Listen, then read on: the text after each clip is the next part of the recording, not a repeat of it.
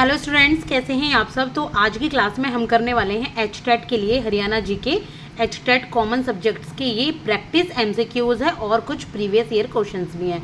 Previous year question special की मैं 2023 की एक प्लेलिस्ट बना चुकी हूँ। पहले मैं सारे एचटेट से रिलेटेड जितने भी प्रीवियस ईयर क्वेश्चन है पीजीटी टीजीटी के मैं करा चुकी हूँ। प्लेलिस्ट अवेलेबल है, आप देख सकते हैं। अब एचटेट के आपको पता है 26 से 27 जुलाई दोबारा से डेट आ चुकी है, तो हम एचटेट को रीस्टार्ट कर रहे हैं। फिर से हम एचटेट की प्रैक्टिस कर रहे हैं। तो आज हम जिसकी प्रैक्टिस कर रहे हैं वो है हरियाणा जी के। तो चलिए स्टार्ट करते हैं। 545वां क्वेश्चन है, 545 question. Who is the sponsor of Chaudhary Devi Lal outstanding all India coordinated research project award, कि कौन स्पॉन्सर है Chaudhary Devi Lal outstanding all India coordinated research project का, यानी कि किसने इसमें पैसा लगाया है, स्पॉन्सर कौन है ये। तो कौन सा बोर्ड या कौन सा कॉरपोरेशन इसमें यहाँ पे आपका है स्पॉन्सर। ये इस तरीके के क्वेश्चन बहुत ज़्यादा एग्जाम्स में आते हैं। तो इसका जो आंसर है वो है ICAR, Indian council of agricultural research. Number C is the right answer. अगर आपको ये नहीं पता तो एक बार एक नोटबुक लो छोटी सी या कोई पेज ले लो और इनके नोट्स बनाओ। इस तरीके से अच्छे से आपकी तैयारी हो जाएगी। इसके बाद है which of these was launched in Haryana to highlight the role of women in Swachh Bharat mission. स्वच्छ भारत मिशन में जो वुमेन का रोल था उसको हाईलाइट करने के लिए ना इसमें से क्या लॉन्च किया गया था। विच ऑफ दिस आएगा, यहाँ पे दीज नहीं आएगा, दिस आएगा। क्या लॉन्च किया गया था हरियाणा में? स्वच्छ शक्ति सप्ताह या नारी शक्ति सप्ताह या नारी मुक्ति सप्ताह या नारी स्वास्थ्य सप्ताह। तो क्या लॉन्च किया गया था? ये लॉन्च किया गया था स्वच्छ शक्ति सप्ताह। स्वच्छता से रिलेटेड है स्वच्छ भारत मिशन, तो स्वच्छ शक्ति सप्ताह के नाम से। शक्ति मतलब नारी, सप्ताह मतलब एक वीक, स्वच्छ मतलब जो स्वच्छ आपका भारत मिशन है उसके लिए यूज़ किया गया है। इसके लिए who is popularly known as the Kalidas of Haryana.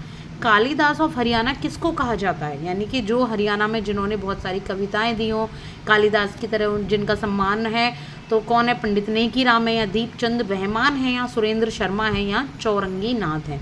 क्या है इसका आंसर? इसका आंसर है दीपचंद बहमान। क्या है? Deepchand Bahman. Number C is the right answer. अब इसको भी आप कालिदास ऑफ हरियाणा और इज इक्वल टू लिख के दीपचंद बहमान लिख के आप कल को ये रिवाइज करो। आप आज पढ़ रहे हो तो कल रिवाइज करो और अच्छे से आपकी तैयारी हो जाएगी। इसके बाद है question, what is the prize amount of Mahakavi Surdas Samman award given by the Haryana Sahitya academy. कि अगर महाकवि जो सूरदास सम्मान अवार्ड दिया जाता है ना हरियाणा साहित्य एकेडमी के द्वारा, तो उसका प्राइस अमाउंट कितना है जिनको ये सम्मान मिलता है, जो अच्छे अच्छे कवि हैं जिनको महाकवि सूरदास सम्मान मिलता है, तो वो कितना है प्राइज मनी बतानी है। तो प्राइज मनी है 1.50 लाख और ये अपडेट होती रहती है, एक बार आप चेक कर लीजिएगा। वैसे ये भी लेटेस्ट है, 1.50 लाख, 1.5 लाख रुपये प्राइज मनी मिलती है। इसके बाद है द बुक वस्त्राभूषण और हरियाणवी लोकगीत। तो हरियाणा के वस्त्राभूषण की बात की गई है और हरियाणा के लोकगीत की बात की गई है एक बुक में। तो ये किसके द्वारा लिखी गई है ये बुक? डॉक्टर बीना मनी के द्वारा, मधुकांत के द्वारा, मदन गोपाल शास्त्री के द्वारा या डॉक्टर दीपिका रानी के द्वारा। तो ये जो लिखी गई है ये लिखी गई है डॉक्टर दीपिका रानी के द्वारा। आंसर हो जाएगा नंबर डी। आई होप कि समझ आ गया होगा आपको। इसके बाद है next question, that is who amongst the following is a renowned poet and folklore artist of Haryana. तो बहुत अच्छे से जाने माने पोइट कौन है इनमें से, और वो फोक आर्टिस्ट भी हैं, जो लोक गीत होते हैं ना, ये लोक डांसिंग या गीतों के आर्टिस्ट भी हैं हरियाणा के। तो कौन है ये? दयाचंद मायना, बाबू बालमुकुंद, हेमराज निर्मम या मोहन चोपड़ा। क्या हो जाएगा इसका आंसर? हो जाएगा दयाचंद मायना। क्या होगा? दयाचंद मायना। इसके बाद है which amongst the following rivers rise from the Morni hills. Morni hill से कौन सी रिवर्स निकलती है? देखिए इसका यही क्वेश्चन 2022 में भी पूछा गया था, जिसमें 3 रिवर्स के बारे में पूछा गया था और एक गलत थी, और वहाँ पे भी ये था कि मोरनी हिल्स किस रिवर से निकलती है। तो इसका आंसर हो जाता है यहाँ पे टंगरी। मोरनी हिल्स में टंगरी रिवर निकलती है, तो टंगरी रिवर मोरनी हिल्स से निकलती है। तो ये 2022 में पूछा गया। तो आगे पीछे करके क्वेश्चन पूछे जाते हैं, आपको लर्न रहने चाहिए बस, ताकि आप आंसर ना दे पाओ तो एटलीस्ट एलिमिनेट करके पहुंच तो पाओ आंसर के पास। इसके बाद है which is the biggest lake of Haryana. Haryana की सबसे बड़ी लेक कौन सी है? सुखना लेक है, ब्रह्मा सरोवर है, ब्रह्म सरोवर, सूरज कुंड या डम डम लेक है।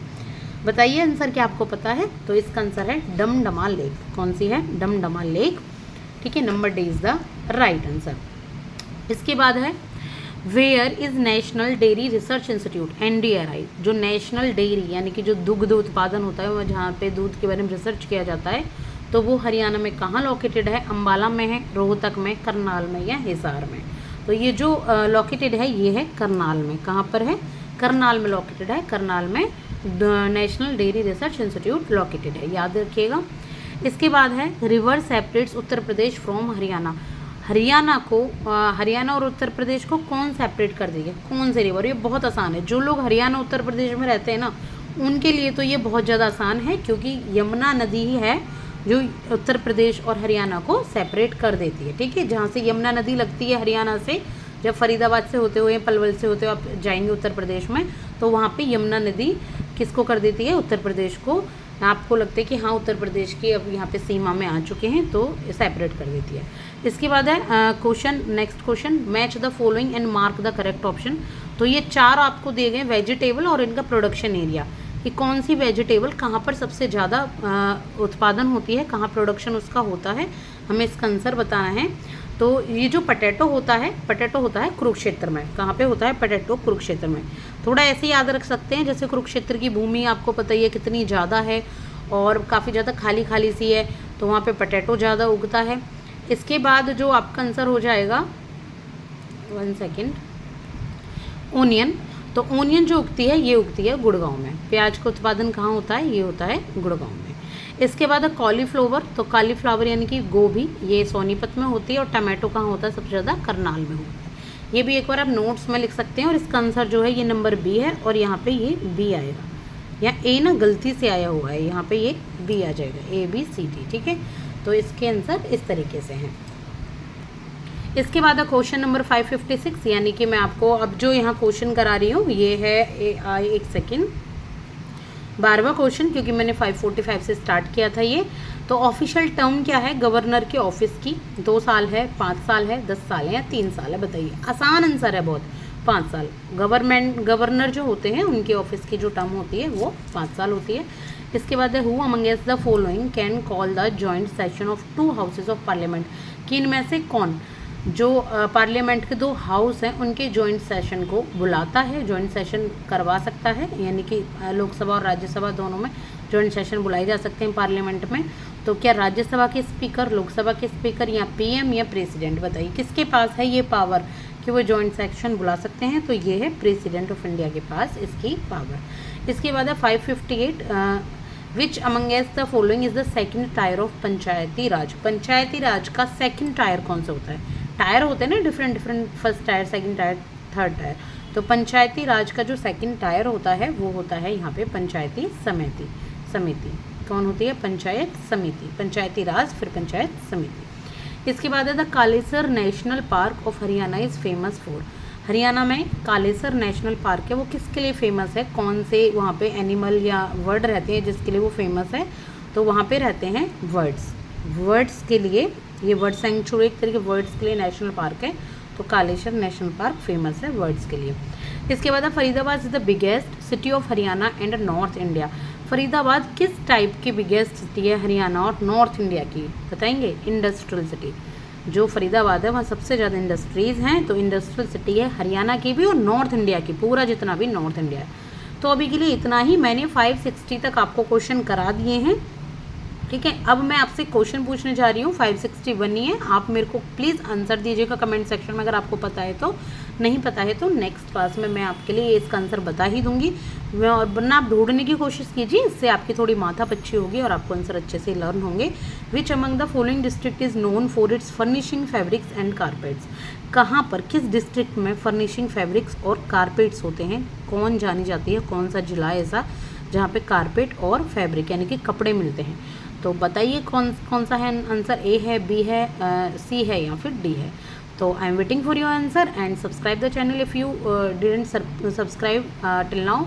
और प्लेलिस्ट अवेलेबल है, आप देख सकते हैं, आपको सारी क्लासेस मिल जाएंगे और भी बहुत अच्छी क्लासेस हैं। Thank you so much.